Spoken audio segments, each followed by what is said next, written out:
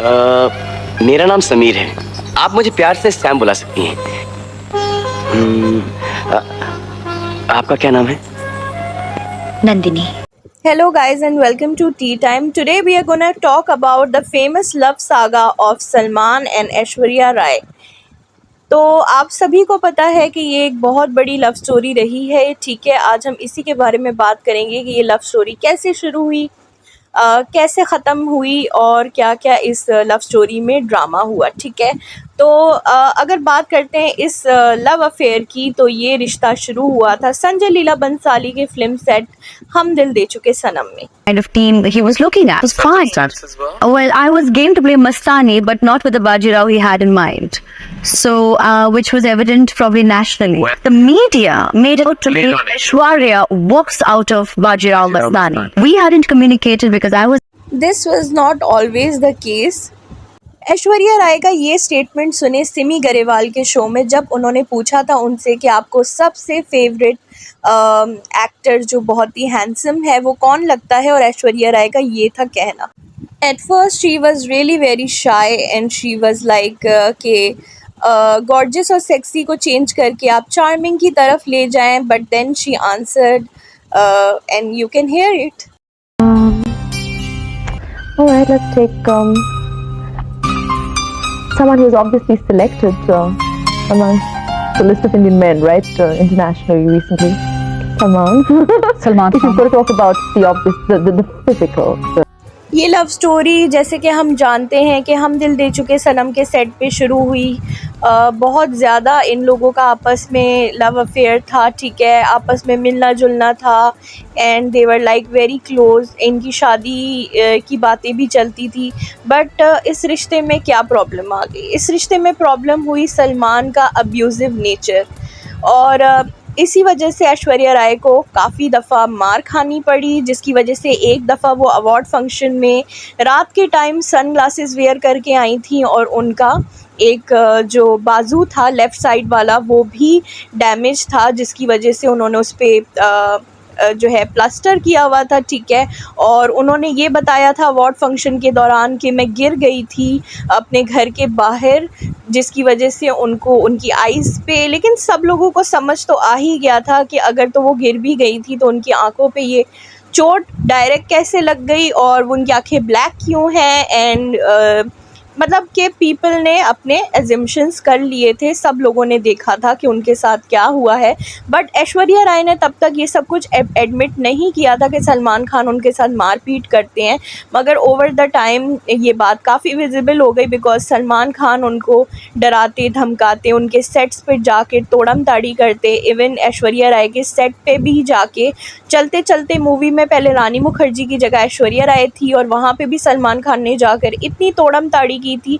ऐश्वर्या राय की कार को भी डैमेज किया था अपनी कार से, जिसके बाद शाहरुख खान ने ऐश्वर्या राय को मूवी से निकाल कर रानी मुखर्जी को साइन कर लिया था, जिसकी वजह से रानी और ऐश्वर्या की दोस्ती भी टूट गई थी उस इंसिडेंट के बाद। बिकॉज़ ऐश्वर्या राय बहुत उम्मीद कर रही थी कि शाहरुख खान या रानी इसमें उनका सपोर्ट करेंगे, बट उन्होंने ऐसा नहीं किया। उन्होंने काम अपना देखा और ऐश्वर्या राय को बिल्कुल साइडलाइन कर दिया। और इसके बाद भी बहुत सारे ऐसे एपिसोड्स चलते रहे जहाँ पे सलमान ऐश्वर्या राय के घर के बाहर पीने के बाद जाके उनको मारते पीटते रहे। देन फाइनली ऐश्वर्या राय का अफेयर हो गया स्टार्ट विवेक ओबरॉय के साथ, जिनके साथ उन्होंने मूवी की थी क्यों हो गया ना। लेकिन ये चीज़ भी ज़्यादा दिन नहीं चली, बिकॉज़ अभी आपको मैं सुनाती हूँ कि क्या हुआ था। तो चलिए सुनते हैं विवेक ओबरॉय की ज़ुबानी कि क्या हुआ था उसके बाद। At night till about 5 in the morning, 4.5 घंटे तक ये ड्रामा चलता रहा। Salman Khan called me on my phone. उन्होंने मुझे मेरे मोबाइल पे फ़ोन किया डायरेक्टली, और मैंने फ़ोन उठाया। मुझसे बात करने लगे। शुरुआत में ही जब उन्होंने बात की तो मुझे लगा कि उन्होंने खूब शराब पी रखी थी, शराब के नशे में धुत थे। और he started out saying that who are you, तुम हो कौन, तुम अपने आप को समझते क्या हो। तो पहले तो मुझे समझ में नहीं आया कि क्या बात है, क्या किस रीज़न की वजह से ये सब हो रहा है। तूने अपने आप को समझ क्या रखा है। बड़ी बदतमीज़ी से सबसे पहले ये कहना चाहूँगा कि उनकी जबान जो है इतनी बदतमीज है। तो जैसा कि इस प्रेस कॉन्फ्रेंस से आप लोगों ने सुना कि विवेक ओबरॉय का कहना था कि सलमान खान ने उनके नंबर पे 40 से ज़्यादा बार उनके नंबर पे रात के टाइम कॉल की, वो शराब पिए हुए थे, बहुत ज़्यादा गालम गलोच की विवेक ओबरॉय के साथ, और ये प्रेस कॉन्फ्रेंस काफ़ी फेमस हो गई थी, जिसके बाद जो है विवेक ओबरॉय का करियर काफ़ी ज़्यादा डाउन चला गया और उसके बाद उनको ज़्यादा मूवीज़ नहीं मिली एंड इनफैक्ट उनका करियर बहुत ज़्यादा ख़त्म सा हो गया था क्योंकि उन्होंने पंगा लिया था इंडस्ट्री के भाईजान से, ठीक है। तो सलमान खान की उन्होंने ये बातें बता दी क्योंकि जो है सलमान खान का जो छोटा भाई था सोहेल खान, उसका दोस्त था विवेक ओबरॉय, और सलमान खान के छोटे भाई ने विवेक को मना भी किया था कि मैं भाईजान से बात कर लूँगा, तुम ये प्रेस कॉन्फ्रेंस ना करो। मगर विवेक ने जज्बात में आके ये प्रेस कॉन्फ्रेंस की, जिसका नतीजा ये भी निकला कि ऐश्वर्या राय ने इवेंचुअली विवेक ओबरॉय के साथ ब्रेकअप कर दिया, ये कह के कि तुम बहुत इमेच्योर हो और तुमने ये बहुत इमेच्योर हरकत की है ये प्रेस कॉन्फ्रेंस करके, ठीक है। तो ऐश्वर्या राय और विवेक ओबरॉय का भी ब्रेकअप हो गया था उसके बाद। कि मेरा चक्कर या मेरा अफेयर किसके साथ चल रहा है, तो मैंने कहा that's none of your business. सबसे पहले तो मेरा कोई अफेयर नहीं है, कोई चक्कर नहीं है, मेरी बहुत लोगों के साथ अच्छी दोस्ती है। और फिर वहां से बात शुरू हो गई और एक के बाद एक उन्होंने नाम के बाद नाम लिए एंड मैं दंग रह गया हूं। ही स्टार्टेड टॉकिंग, उन्होंने ऐश्वर्या का नाम लिया, उन्होंने दिया मिर्जा का नाम लिया, रानी मुखर्जी का नाम लिया, उन्होंने सोमी अली तक का नाम लिया। मतलब I am shocked, I am surprised. I mean मेरा नाम अगर जुड़ा गया है किसी के साथ जिसके साथ मैंने को स्टार्स के साथ काम किया, उन्होंने मेरा नाम जोड़ दिया। लेकिन सोमी अली, मेरा लेना देना ना वास्ता, पता नहीं सोमी अली से मेरी कितनी बार, गिन के 4 बार मुलाकात हुई होगी, वो भी 7-8 साल पहले। अब इस एपिसोड के बाद ऐश्वर्या राय की ज़िंदगी में आ गए अभिषेक बच्चन, जिनके साथ उनकी शादी हो गई 2007 में।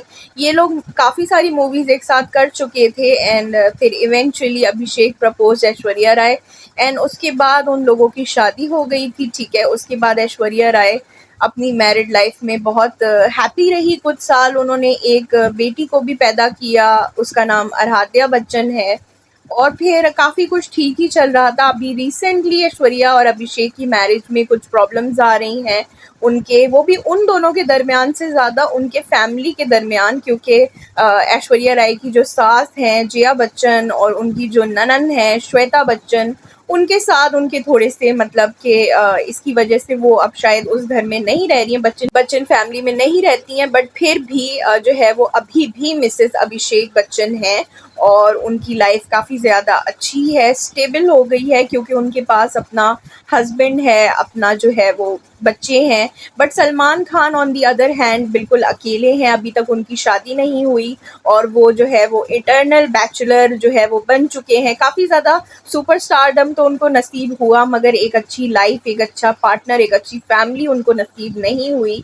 और इसी के साथ जो है ये बड़ा सैड एक पार्ट है कि ऐश्वर्या राय को जहाँ उनकी फैमिली मिल गई, सलमान खान वहाँ अभी तक अकेले हैं और अभी तक वो इस उम्र के इस हिस्से में भी उनका कोई बच्चा या उनका कोई पार्टनर नहीं है। तो ये थी इस ट्रैजिक लव सागा की एंडिंग, जो कि काफ़ी ज़्यादा सैड है, बिकॉज वो दो खूबसूरत लोग जो आपस में मिले थे, जिनकी शादी हो सकती थी वो नहीं हो सकी। इसी को कहते हैं किस्मत का खेल।